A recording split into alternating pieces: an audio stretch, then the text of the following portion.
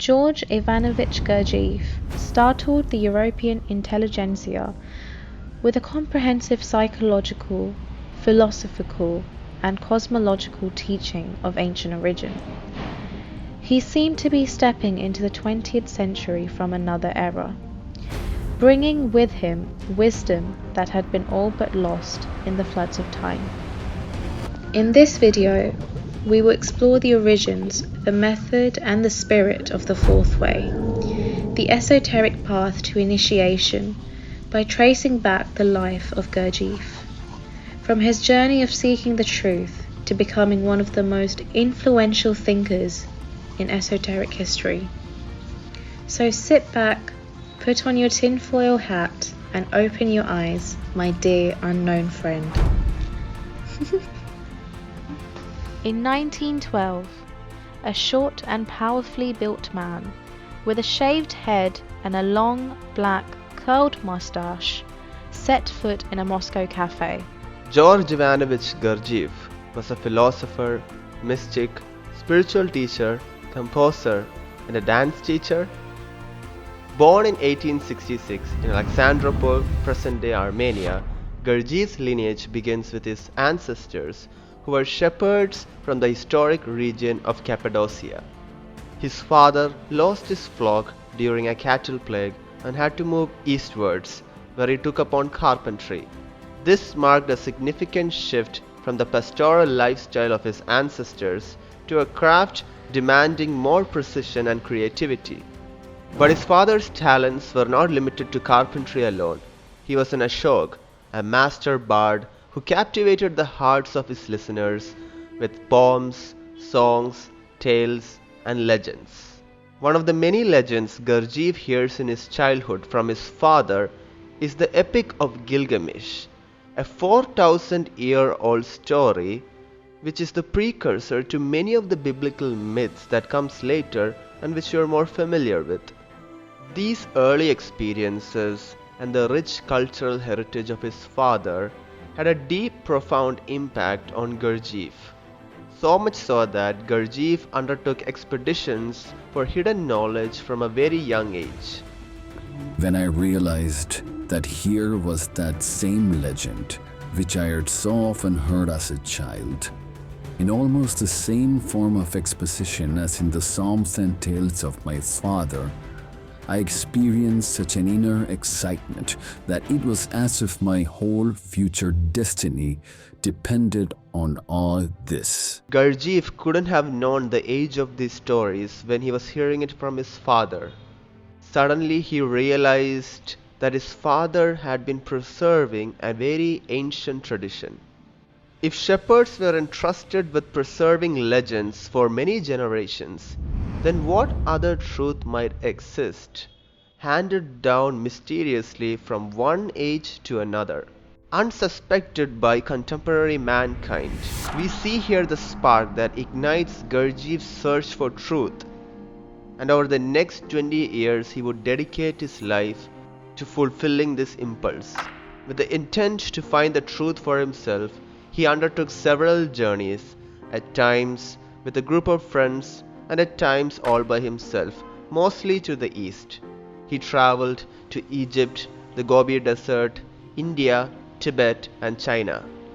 Driven by the resolve to discover the truth of human life on earth, he set out to understand the inner workings of the human body and mind, and devised practical methods for his disciples to comprehend these facts for themselves. Gurdjieff observed that humanity was getting more and more mechanical and automated. He pointed out that human beings were easily given into suggestibility, a condition that he felt was killing personal inquiry and the passion to know the truth for oneself through experience, and thus lived their lives in a state of hypnotic waking sleep. Man's possibilities are very great. You cannot conceive even a shadow of what man is capable of attaining. But in the consciousness of a sleeping man, his illusions, his dreams are mixed with reality. And this is the reason why he can never make use of all the powers he possesses. Later, Gurdjieff would formulate a science of being which would make it possible for humans to awaken to a higher state of consciousness in order to serve our purpose as human beings. This teaching has been called the work, and this path has been famously referred to as the fourth way by his most famous disciple, Peter Ouspensky. The four ways all lead to the same destination, which is developing the unity in the human being. The three ways are considered traditional because they encompass all the traditions that we know: Hinduism, Christianity, Buddhism, Sufism, etc. They develop unity by focusing on the physical body or the emotions or the intellect. But why do we need a fourth way when we already have three traditional ways? And why is it that man lacks unity to begin with? Well, according to Gurdjieff, the general psyche of man is split into three completely independent entities, which bear no relation to each other and are separate both in their functions and in their manifestations. Gurdjieff calls these entities brains or centers because they govern all of our action. One is the mind, which is responsible for association, abstraction, comparison, conceptualization, and categorization. Another one is the heart, which is responsible for fear, anxiety, sensitivity, compassion, and for processing various other emotional impressions. The third one is the body, which is responsible for physical impulses, sense reception, hunger, pain, physical movement, and spatial orientation. In the terminology of certain Eastern teachings, the body of a man with all its motor reflex manifestations corresponds to the carriage. All the manifestations of feeling of a man corresponds to the horse harnessed to the carriage and drawing it. The coachman sitting on the box and directing the horse corresponds to thought, and finally the passenger sitting in the carriage and giving orders to the coachman is what is called I. This terminology is Hindu, and this analogy has been featured in the Vedas and later elaborated in the Upanishads.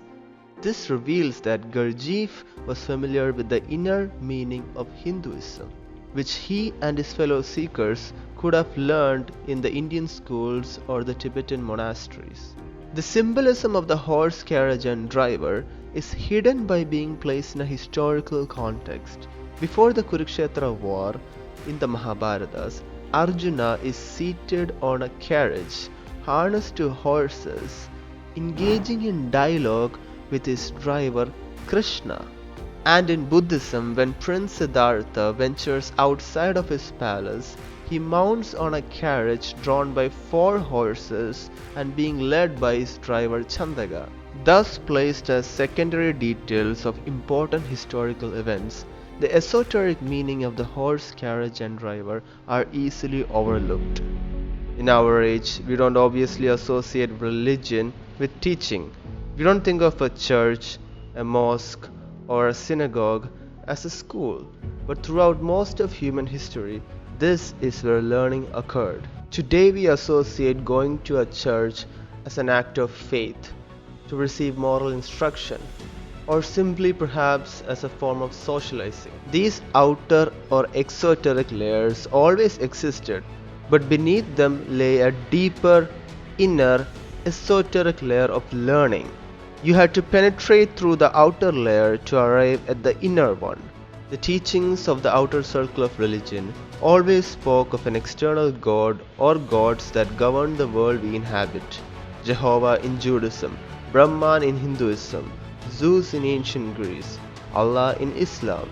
The focus here is on our relation to these gods, the forms of worship that invoke them, and the behavior that best pleases or displaces them. The outer meaning also delivers a moral code for its community of believers to abide by. The outer meaning speaks of the outer world, the macrocosmos. The inner meaning speaks of the human being, the microcosmos. So when religious texts refer to a god as the highest power in the universe, Their inner meaning speaks of the highest power within the human being. When religious texts speak of a devil as an evil force hell-bent on deviating humankind from the right way, their inner meaning is referring to human weaknesses or habits. When religious texts speak of government, their inner meaning is referring to self-government. In other words, when you transition from the outer to the inner meaning of religious text, you transition from religion to psychology. The psychology thought in the inner meaning of the ancient teachings approaches the human being as incomplete. Nature brings us to a certain point beyond which we must work to fulfill our innate potential. As long as we remain undeveloped, there is a random relation between our three brains and their many impulses as each brain speaks in a different language. There is no unifying governing element, no master to command the driver, to discipline the horses, or to guide the carriage. We are easily influenced and deeply prone to suggestibility. Our thoughts and emotions do not belong to us. They have been programmed into us through our upbringing and education. We lend them an air of individuality as though we think and feel the way we do, but in reality, we are but mere marionettes. The strings that govern our actions do not lie in our hands. We say, I did this, I think this, I want to do this, but this is a mistake. There is no such I. There are hundreds, thousands of little I's in every one of us. Each minute, each moment, man is saying or thinking I, and each time his I is different. Just now it was a thought, now it is a desire, now a sensation, now another thought, and so on, endlessly. Man is a plurality. Man's name is Legion. In the Gospel of Mark, Jesus confronts a man possessed by demons and asks his name. The man replies, "My name is Legion, for we are many." So the inner meaning of being possessed by demons is being enslaved to every inner impulse. This suggests that Gurdjieff was familiar with the inner meaning of Christianity, perhaps something that he learned from his travels to Mount Athos and Cappadocia. The outer meaning considers being possessed by demons to be a rare exception, an unfortunate freak of nature that must be quickly healed. The inner meaning affirms all human beings to be possessed by demons. All suffer from lack of inner unity. All lack a governing element. All have no permanent I. Now, a strong physical impulse directs us, hunger, fatigue, sexual desire. Then an emotional impulse replaces it, guilt, self-pity, or the need to be appreciated. And then a mental impulse replaces that, curiosity, disagreement, fantastic daydreaming, without end. The majority of people will never admit to themselves that this is how their inner world functions. Come out of the man, unclean spirit. We call our daydreaming thinking. We call our negative emotions sincerity. We pretend to have intention behind our actions. We pretend to be conscious, to be unified. This compounds our difficulty, for not only do we lack unity, we are also ignorant of our lack of unity. Not only are we slaves to our inner impulses, we are enslaved unawares. As long as we pretend to possess self-government, we will never make the efforts to actually achieve it. And on a larger scale, it accounts for why mankind, made out of the sum of non-unified people, is destined to live in a confusion of tongues, never understanding each other and always ending up in conflict.